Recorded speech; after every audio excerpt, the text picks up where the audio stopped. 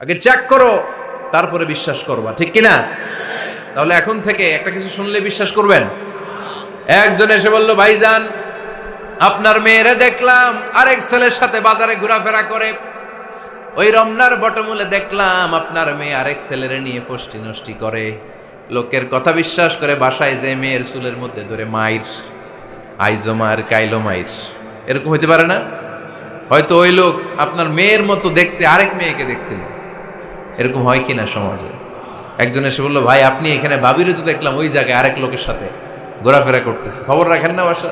আপনি রেগে মেগে, ঘটনা কি? আমার খেয়ে আমার পরে আরেকজনের সাথে, যে এই বাড়িতে যে মায়ের কোনো কথা নেই।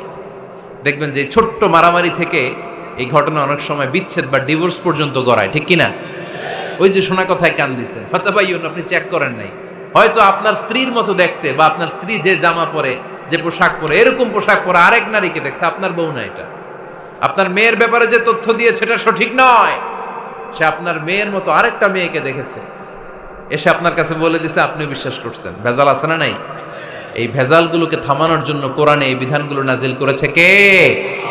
তাহলে ফরিদপুরের ভাইয়েরা, সমাজটারে সুন্দর রাখার তথ্য একটা শুনলেই বিশ্বাস করবেন না। সিলে কান নিয়ে গেছে শুনলেই সিলের পিছনে দৌড়, নাকি? কি করবেন? আগে কানে হাত দিয়ে একটু দেখবো কান দুইটা আছে না নাই, তারপরে চিলের পিছনে দৌড়াবো। তাহলে এখন থেকে আমরা তথ্য একটা শুনলে বিশ্বাস করব। তাহলে কি করবেন? বলতে হবে কি করবেন? যাচাই বাছাই, জাস্টিফিকেশন অফ দ্য নিউজ।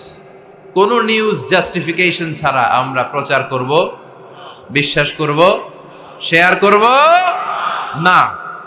আল্লাহ বললেন, ইয়া আইয়ুহাল্লাযীনা আমানু লা ইয়াসখার কওমুম মিন কওম। ওহে আমার ঈমানদার বান্দারা, শোনো শোনো, খবরদার কখনো কোনো মুমিন বান্দারে ঠাট্টা করো না, অবজ্ঞা করো না, ঠাট্টা করো না। তার মনে কষ্ট হয় এমন কোনো কথা তারে বলো না। Never scoff of anybody. কাউকে নিয়ে ঠাট্টা করবেন না, তার দেহ নিয়ে